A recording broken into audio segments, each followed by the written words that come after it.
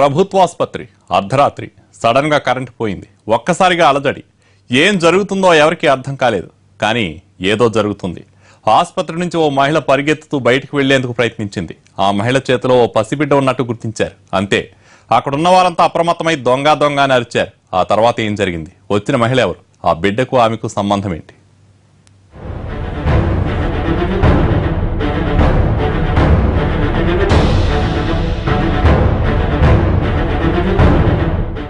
ఇది నిజామాబాద్ జిల్లాలోని ప్రభుత్వ ఆసుపత్రి. మెడికల్ కాలేజీకి అనుబంధంగా రోగులకు సేవలందిస్తోంది ఈ ఆసుపత్రి.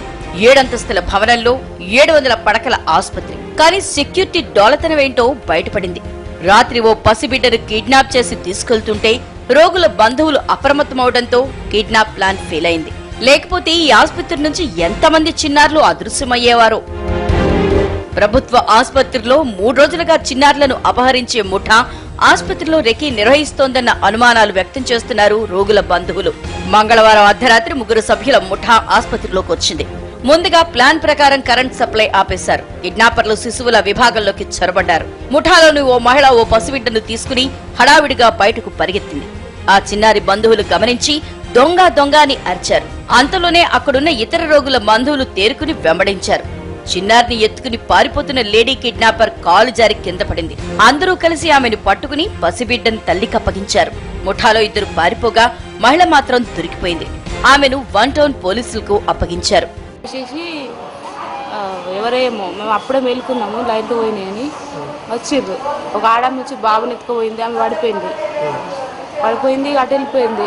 ఎవరు అనగానే ఆడ పక్కన పిల్లలకు లేపుతున్నారు, కరెంట్ పోయింది ఇంట్లో లేపుతున్నారు. అనుకోరాగా దొంగలు వచ్చినాము, అందరూ ఉడికినాము. ఇట్లా భయం ఉంది మాకు.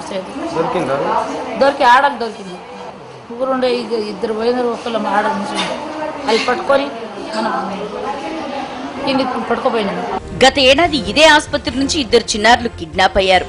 బంధువులు ఆసుపత్రి ఎదుట వారం రోజులు ఆందోళన చేయడంతో కేసును సీరియస్ గా తీసుకుని పోలీసులు నిందితుల్ని పట్టుకున్నారు. కానీ ఇలాంటి ఘటనలు మళ్లీ జరగకుండా ఆసుపత్రి సిబ్బంది ఎలాంటి చర్యలు తీసుకోవట్లేదని తాజా ఘటనతో అర్థమవుతోంది.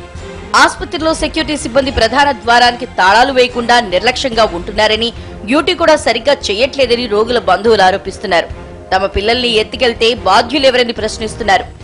పేషెంట్ మీద ఏంది అన్న అనుడికి ఆడవాళ్ళందరూ లేచిర్రు. లేచిన బట్టి వీళ్ళకి వచ్చి పేషెంట్లు అందరినీ లేముతున్న పిల్లల్ని అని చెప్తే ఆయన పోలీసులకు పట్టించింది.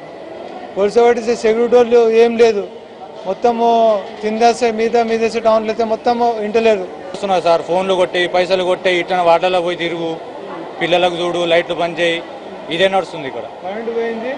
ఎవరు మాకైతే ఏం సెక్యూరిటీ. ఆసుపత్రిలో సెక్యూరిటీ సిబ్బంది కొరత కూడా ఉంది. ఉన్నవాళ్ళు సరిగ్గా విధులు నిర్వహించడం లేదు. సీసీ కెమెరాలు పూర్తి స్థాయిలో లేవు. నిత్యం ఆసుపత్రిలో పేషెంట్ బంధువుల సెల్ ఫోన్లు, డబ్బులు చోరీ అవుతున్నాయి. ఇప్పుడు ఏకంగా చిన్నారులను ఎత్తుకెళ్లేదాకా వ్యవహారం వచ్చింది. కిడ్నాపర్ దొరికిపోయింది కాబట్టి సరిపోయింది, కానీ లేకపోతే ఓ పసికందు తల్లికి దూరం అయ్యేది.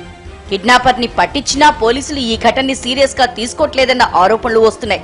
తమకు ఇంకా ఎవరూ ఫిర్యాదు చేయలేదని పోలీసులు పట్టించుకోవట్లేదంటున్నారు పేషెంట్ బంధువులు.